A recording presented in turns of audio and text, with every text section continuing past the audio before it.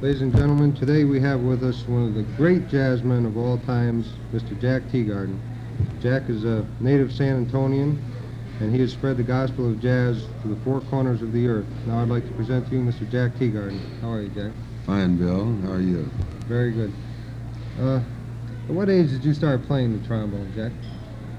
Well, I started playing, actually I'm from Vernon, Texas originally. My career started here, but I see. my mother was a piano teacher, still is. And she started me at 7 years old.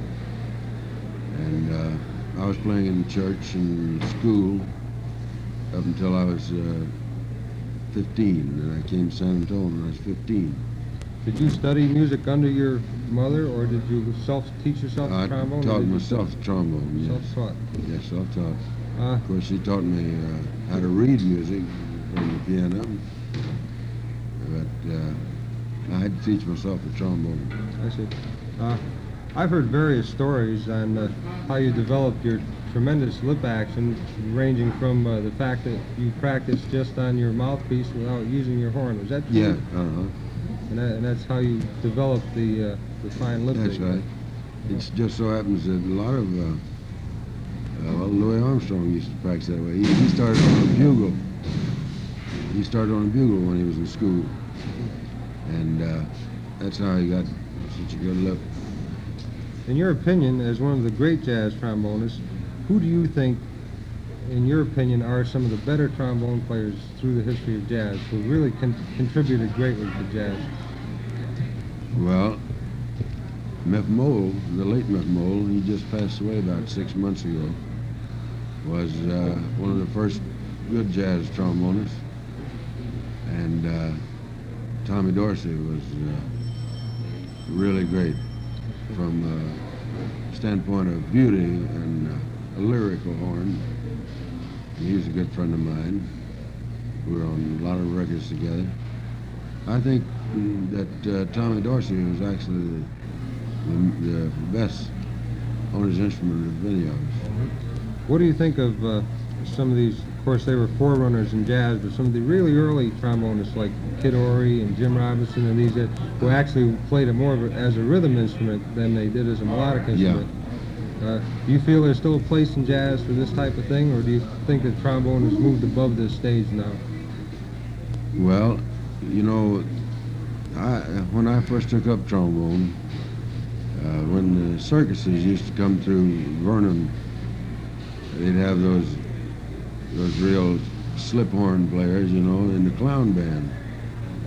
And I had said to myself and to my mother, if I had to play trombone, I wasn't going to play it like that. If I couldn't find the notes clean and where they should be and execute them that way, well, then I wanted to leave it alone. Well, I guess you and... I didn't want to hunt around for them like that. That's actually what some of them were doing. And it's real ragtimey. I wanted to make the trombone a real instrument. Yes. So you certainly have. I believe you and Miff Mole have probably done more to that end than any other two trombonists in the history of jazz. I think we both looked at it the same way. We all look very regretfully on the passing of Miff. He hasn't done too much recording recently, but later on today we're going to play some of his more recent recordings. It was real wonderful. One of the greatest. You played with Armstrong for quite a while, and I see occasionally on television you team up with him for Old Rockin' Chair and that type of thing. Well, I met him in 1921 in New Orleans for the first time, but I didn't see him again until 1929. And we did the first integrated record together. It was Eddie Condon and I and Louis, and it was the first, so the recording company said, the first integrated band. And I felt kind of proud of that because I never could see the segregation part of it. Yeah, well, I certainly agree with you there. You made quite a few records with Condon at a later date with Max Kaminsky and Ernie Caceres and a bunch of the fellows. Do you recall those dates? Yes. We're going to play a few of those later on. I made over 8,000 records of the 78 RPMs. And I didn't have, I don't think, but about 10 records. And the collectors, I didn't have any place to send them, so I didn't worry about picking them up. But the collectors heard that I didn't have any of these records, and they all got together and started taping their collections. Now they claim I've got all but 18 sides, and I've got 400 hours continuous playing of records I did. That's quite a collection. Yes. Do you feel jazz being played today is as good or better than the jazz of, say, the 1920s, 1930s? No, I'll tell you, it's well, we've got some wonderful musicians now, but they're not telling this message like they did in those days. In other words, they're not playing with a beat, and it's becoming a sort of like one of these a painting of a modern art or something like that. It doesn't have any depth to it. What do you think of these jazz clubs, such as the San Antonio Jazz Society? Do you think these are good for the future of jazz? I think it's the greatest thing in the world. They've been doing it in Europe for a long time, and there's quite a few in the United States now. I think it's a wonderful thing. You get to know all of you are interested in the same things, and by having a lot of members that way, you're sure that you can bring in anybody you want to. You can budget yourselves, and you know exactly what you can do. And you can have some great attractions come in just for you. And otherwise, it never could be done, because you could never be sure of an audience. One more question, Jack.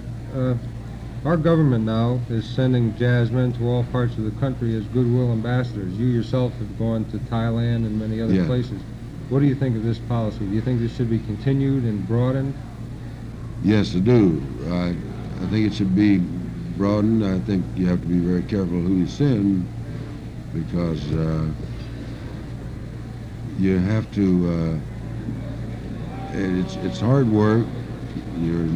You're on call every minute almost. You know what I mean? The receptions and everything, and the least little thing you're on a pedestal to them. And the least little thing would give them a bad impression. But anybody that takes it as serious as I do, we had wonderful audiences. I read in the newspaper a few months back an amusing incident where there was an article that stated that they didn't believe there was as much dissension in Africa against Americans as was thought, because hundreds of thousands of people turned out to meet the U.S. ambassador, who was coming in on a plane. And then in the last paragraph, it said also on the plane was Louis Armstrong and his All-Stars. And I think they got their signals crossed a little on who they were there to see. Yes. Oh, they love American music, every place in the world. And like the King of Thailand, he's written some good tunes, and they're just like I believe you've recorded Berlin some of those, right haven't you? Yeah. I'd like to make they love the way Westerners play their music too. Play their music, and they have a different kind of a scale and everything. I hope before anything happens to me is to be able to put down on record with our instrumentation a lot of the tunes of the Kings, and King of Cambodia was a wonderful writer too, and all of their music, and I think it would be very interesting, because they love the way the Americans brass and everything play them. Boy, that's something that really should be done. I sincerely hope you get it done. Well, I'd like to thank you very much, Jack, for coming down with us today. We really appreciate someone of your great stature in the jazz world to pay a visit to us. Well, it's wonderful to be here in San Antonio. I started here, and it's exactly 40 years ago. And I left right after the big flood. I know a lot of people remember that. Remember how the town was all torn up so bad. And I went over and joined Peck Kelly, and then went from there to New York. Well, again, I thank you, Jack. Thank you very much.